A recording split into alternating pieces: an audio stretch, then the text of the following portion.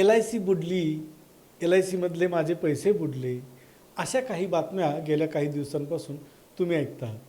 साहजिकच आपल्याला नक्की असं वाटत असेल की माझ्या कष्टाच्या पैशाचं काय, माझी गुंतवणूक LICमध्ये जे मी ठेवलेले पैसे आहेत त्याचं काय. आणि आपल्या कष्टाच्या पैशाची काळजी वाटणं हे अगदी स्वाभाविक आहे. आज आपण या बातम्यांचं सत्य काय ते जाणून घ्यायचं. Fact over hype, keeping it 100. आपल्याला जी इथं माहिती मिळेल त्याच्यामुळे आपल्याला रॅडिकल ट्रान्सपरन्सी भेटेल. ही 100% सोर्स आपण तपासले तर IRDA, गव्हर्नमेंट आणि LIC ऑफ इंडिया या सगळ्यांच्या माध्यमातून आपण जी ॲथेंटिक माहिती तुमच्यापर्यंत पोहोचवत आहोत. विषय काय आहे? राजेश एक्सपोर्टचे शेअर्स घेतले. LICने गेल्या काही वर्षांमध्ये राजेश एक्सपोर्टचे शेअर्स खरेदी केलेले.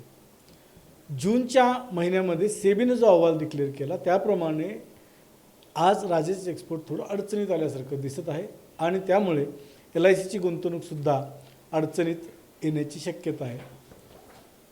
ही गोष्ट खरी आहे की LICने 3,18,00,000 इतके शेअर्स घेतले. त्याचे त्यावेळचे मूल्य हे सेबीच्या म्हणण्याप्रमाणे 637 कोटी रुपये आहे, जे केवळ काही दिवसांच्या बातम्यांमुळं कमीत कमी होऊन 290 ते 300 कोटीचा लॉस दाखवत आहे. आणि तिथे ती व्हॅल्यू आत्ताची 340 लाख कोटीच्या आसपास आहे.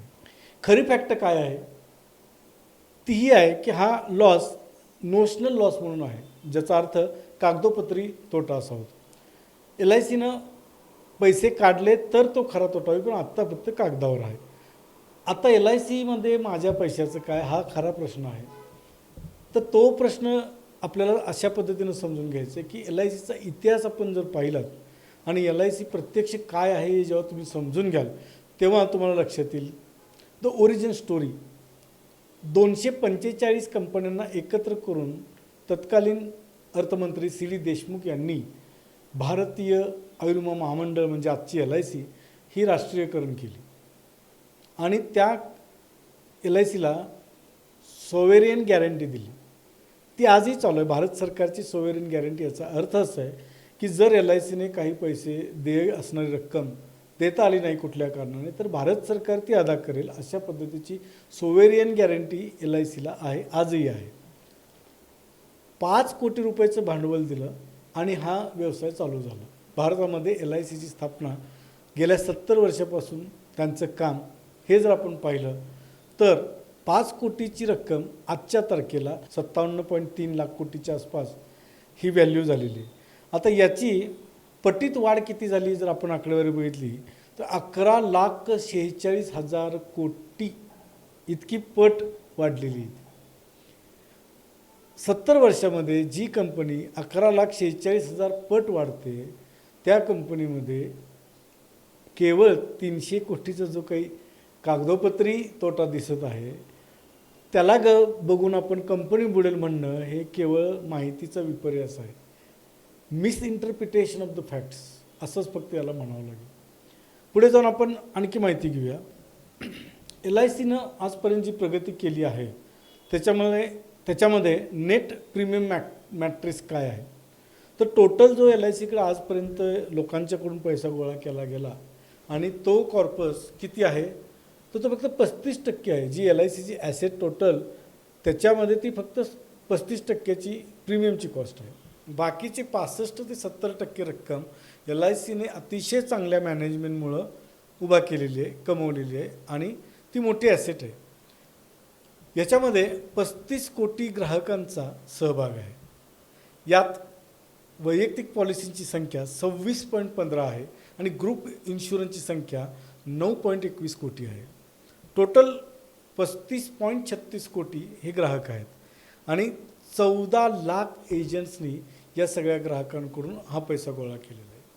LICची सगळ्यात मोठी ही मानवी साखळी आहे, ह्युमन नेटवर्क. LICचे 14 लाख एजंट जे कुटुंबातला एक सदस्य असल्याप्रमाणे कस्टमरला सर्व्हिस देतात. 14पेक्षा जास्त देशांमध्ये LIC विखुरलेली आहे आणि हे नेटवर्क देशातलं सगळ्यात मोठं गिग इकॉनॉमी असं मानलं जातं. 14 लाख एजंट हे पूर्णपणे स्वतंत्र व्यवसाय करतात, ज्याची डायरेक्ट जबाबदारी LICला पेमेंट करण्यामध्ये नाही. LICमध्ये हे लोक पैसे आणतात आणि त्यानंतर त्यांना कमिशन दिलं जातं. त्यामुळे 14 लाख ही मानवी साखळी ही LICच्या तिजोरीपेक्षाही मोठी ताकद मानली जाते. आता या एकूण AUM LICकडे जो आहे ना, तो USAच्या लोकसंख्येपेक्षा अधिक लोकांनी मिळवून दिलेला आहे आणि हा 57.3 लाख कोटी म्हणजे जवळपास $600 अब्ज इतका आहे. आता याचं GDPच्या प्रमाणात भारताचा जो GDP आहे याच्या प्रमाणात जर आपण तुलना केली तर 1/3 हा जबाबदारी GDPच्या 1/3 इतकी मोठी जबाबदारी LICनं स्वतःकडे स्वीकारलेली आहे. LICची सम एश्योर एवढ्या मोठ्या प्रमाणात असल्यामुळे LIC या लोकांना एवढ्या मोठ्या प्रमाणात संरक्षण देते. जगातल्या टॉप 10 पैकी LIC एक आहे. 10व्या नंबरला जगात प्रॉफिट मेकिंगमधली ही कंपनी आहे. यामुळे तुमचा पैसा जागतिक स्तरावर सुद्धा सुरक्षित लोकांच्या हातात आहे एवढी खात्री तुम्हाला आता नक्कीच आली असेल. कतार इन्व्हेस्टमेंट अथॉरिटीचा $500 बिलियन कॉर्पस आहे आणि LICचा $600 बिलियन कॉर्पस आहे. म्हणजे त्याच्याहीपेक्षा मोठा LICचा कॉर्पस आहे. भारताच्या एका वर्षाच्या बजेटपेक्षाही मोठा LICची टोटल AUM आहे. भारताचं एका वर्षाचं 26-27चं जे बजेट आहे ते 53.5 लाख कोटी इतकं आहे आणि LICचा AUM 57.3 लाख कोटी इतका प्रचंड आहे. म्हणजे याचा अर्थ असा आहे की एका वर्षापेक्षा जास्त भारत देशाला सांभाळण्याची कुवत LICकडे आहे. असं असताना आपल्या पैशाला नेमकं संरक्षण आणि कुठले अपेक्षित असेल तर आणखी एक मुद्दा तुमच्या निदर्शनास इथे येईल की LICची गुंतवणूक करण्याची पद्धत कशी आहे. एकूण AUM पैकी 85% रक्कम ही गव्हर्नमेंट सेक्टरमध्ये गव्हर्नमेंटच्या बॉन्ड्समध्ये जिथं ज्याला सुरक्षितता मानलं जातं तिथं गुंतवलेली आहे. म्हणजे 85% सेफ आहेत. उर्वरित 15% तेही सरप्लसमधले, मुद्दलीतले नाही, सरप्लसमधले 15% हे शेअर्स किंवा म्युच्युअल फंड किंवा इतर ठिकाणी गुंतवलेले असतात ज्याचा अधिक फायदा व्हावा असं LICला अपेक्षित असतं. LICच्या एकूण संपत्तीच्या 100% सुरक्षित असलेल्या केंद्र सरकारमध्ये तुमचा सगळा पैसा असल्यामुळं त्यातून तुमचे बोनस उभा केले जातात. त्यामुळे बोनसवर अतिरिक्त पैसा जो शेअर्समध्ये गुंतवलेला आहे त्याच्या कमी जास्त होण्याचा बोनसवर काही परिणाम होणार नाही.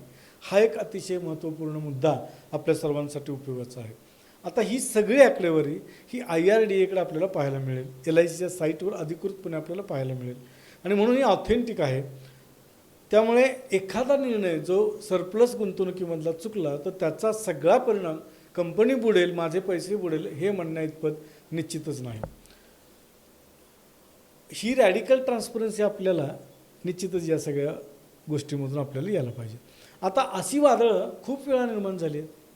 हे पहिलं वादळ नाही आहे. LICला IDBI बँकेला जेव्हा LICने विकत घेतलं 18-19चा कालावधी होता त्यावेळी सगळ्यांनी मोठं वादळ उभं केलं की LIC बुडली, बुडणाऱ्या बँकेमध्ये आपले पैसे गुंतवले गेले, LIC आता बुडेल, LIC अशा पद्धतीनं चुकीचे निर्णय घेते अशा पद्धतीचं एक मोठं वादळ उभं केलं. त्यावेळी LICची रक्कम 21,000 कोटींची होती.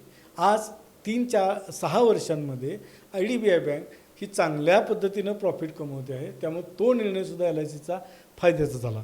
दुसरं एक वादळ आलं अदानी ग्रुप संदर्भातलं. हिंडेनबर्गचा अहवाल आला 2023 साली. तिथे पुन्हा मोठी रक्कम LICने गुंतवली होती 30,000 कोटीची. त्यावेळीसुद्धा लोक म्हणाले की अदानी ग्रुप बुडला, LICचा पैसा बुडला, तुमच्या कष्टाचे पैसे वाया गेले. परंतु तिथंसुद्धा LICने ते स्टेक विकले नव्हते. तो नोशनल लॉस होता आणि तो कागदावरचा लॉस LICनं त्यावेळी विकलं नसल्यामुळे तसाच पुढे फॉरवर्ड केला. आत्ता काय आहे 600 कोटीपेक्षा जास्त फायदा तिथं झालेला दिसतो. म्हणजे दुप्पट फायदा झाला. म्हणजे तेही वादळ गेलं आणि हिंडेनबर्ग असं म्हणत होतं की LIC बुडेल. प्रत्यक्षात हिंडेनबर्ग बुडलं पण LIC तशीच आहे, स्ट्रॉंग आहे. ती सत्यमचा ग्रुप असेल त्यावेळीचं वादळ असेल त्यावेळीसुद्धा LIC बुडेल असं म्हटलं गेलं. पण सत्यम ग्रुपमधला जो काही लॉस होता तो त्यांनी राईट ऑफ केला आणि रिझर्व्ह फंडातून भरून काढला. त्यावेळी TCS, रिलायन्स यासारख्या संस्थांमधून खूप मोठा प्रॉफिट LICला मिळालेला होता. त्यामुळे तोही राईट ऑफ झाला आणि भरून निघाला. म्हणजे त्याचाही तुमच्या बोनसवर इफेक्ट झालेला नाही. अशा प्रकारचे अनेक वादळं LICच्या आजपर्यंतच्या इतिहासामध्ये आली आणि गेली. पण शेअर्स बाजार चढउतार होतात. एखादा निर्णय 70 वर्षामध्ये कमी जास्त होतो, परंतु तो निश्चितपणानं चुकीचा नाही, हे LICने सिद्ध केलं आहे. तेव्हा तुमचा पैसा 100% सुरक्षित आहे आणि बोनसवर त्याचा कोणताही परिणाम होणार नाही. LICकडे रिस्क प्रीमियम नावाचा एक फंड आहे, त्याच्यामधून या सगळ्या गोष्टी मॅनेज केल्या जातात. सर्वात वर्स्ट कंडिशनमध्ये वर्स्ट केस सिनॅरिओ काय आहे हे आपण तपासून पाहू. सर्वात कमाल जोखीम अशी असते की एकाच रात्री जर सगळे क्लेम आले तर असं होणं शक्य नाही. पण समजा उद्या सकाळी उठून सगळ्या कस्टमरने एकत्र क्लेम मागितला तर LIC काय करेल ती टेस्टिंग आपण पाहूया. सरकारने किंवा IRDAने LICवर जी बंधनं घातलेली आहेत त्या बंधनांपैकी एक असं असतं की आपल्याला तिथे सॉल्व्हन्सी रेशो मेंटेन करावा लागतो. IRDAकडे सॉल्व्हन्सी रेशो हा किमान 1.5 म्हणजे 150% ठेवावा लागतो आणि LICनं प्रत्यक्षात हा सॉल्व्हन्सी रेशो 1.85 ते 1.95 एवढा मोठ्या प्रमाणात ठेवला, म्हणजे 195% रक्कम जादा आहे. एखादा क्लेम आला तर 2 वेळा क्लेम देता येईल एवढा मोठा सॉल्व्हन्सी रेशो IRDAकडे LICनं राखीव निधी म्हणून ठेवलेला आहे. त्यामुळे एका रात्रीत सगळे क्लेम आले तरी LIC 2 वेळा देईल, हे त्याचं खरं उत्तर आहे. त्यामुळं कोणत्याही प्रकारे कोणत्याही क्लेमसाठी मनामध्ये शंका घेणं अतिशय चुकीचं किंवा थोडंसं विपर्यास होईल, अशी शंका न बाळगलेली बरं. दुसरं, IRDAकडच्या राखीव फंडाचं आपण आत्ता ऐकलं.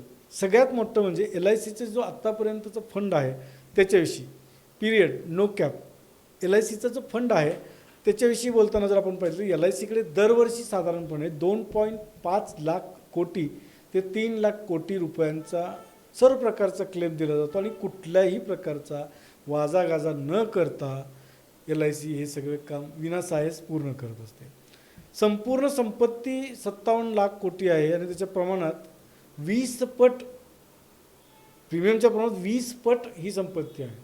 त्याच्यामुळं पुढील 20 वर्ष एकही रुपया न गोळा करता सुद्धा LIC आपले सगळे क्लेम देऊ शकते, हा त्यातला खरा तथ्य आहे.